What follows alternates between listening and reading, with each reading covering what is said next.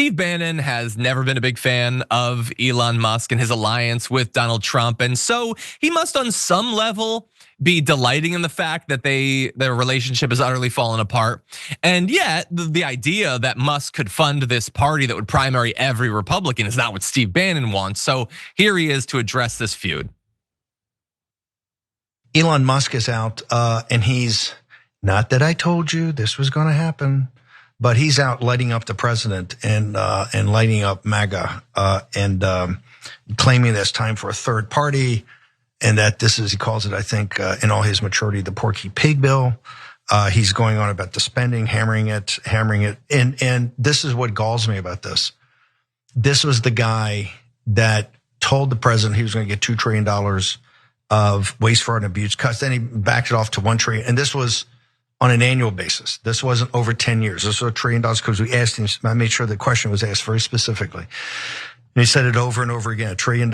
And at the end of the day, I don't know, folks, I know some of you fanboys said we got 160, but we haven't seen the $160 billion. What we do is have a $9 billion rescission, and all of that is programmatic. I haven't seen anything specifically fraud and abuse put forward from the Pentagon or anywhere. Did no one tell him that having an utterly blown out outdoor backdrop was gonna totally ruin your shot? Anyway, whatever, I do a lot of videos, so that's the first thing I noticed. But so that's Steve Bannon. And some of the comments he makes about Elon Musk are totally right. His critiques of DOGE are pretty accurate. The $160 billion, no, not at all. Particularly when you have to rehire so many people, go through years of litigation, all of that stuff. It's, God knows if it's gonna save literally anything. And when I say save, I apologize for deferring to the propaganda, cut. A cut is not a saving. A saving is a value statement about the nature of a cut. And cutting things that people need that in fact we've already paid for is not saving anything from our point of view. But anyway, so some of his critiques are accurate. And again, by the way, Bannon, at least on this, I guess, can say that he's been consistent. He's been a critic of Elon Musk for some time. But that said, like, you have Donald Trump's ear. Elon Musk didn't have to be a part of this movement. He was unsuccessful in winning him over. And I don't know how successful he is in convincing his base to move away from the utter worship of Elon Musk. But anyway, so look, it's only gonna get worse from here because Elon Musk is probably tweeting right now about the Senate version of this bill.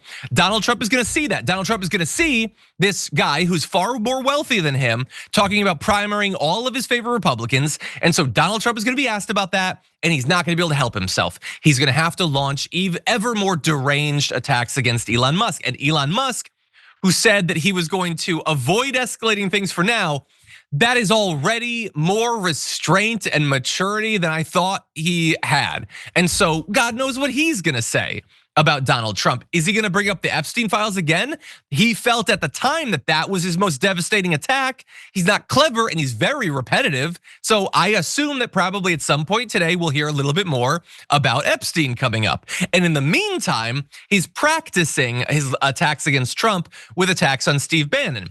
Because Merrick Lackner tweeted Bannon wants to nationalize SpaceX, and Elon Musk said Bannon is going back to prison, this time for a long time.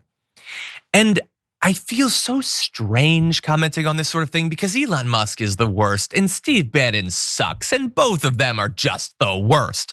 But like, what is he going back to prison for? Like, you're not even saying, by the way, I'm a receptive audience. You give me the tiniest little fragment of a thing that he deserves to go to prison for, and I'll probably be cheering you, and yet you give us nothing. And Elon Musk, on the other hand, people are talking about his immigration status and how he originally got it. Maybe both of them should share a cell. I'd watch that reality show for a minute or two.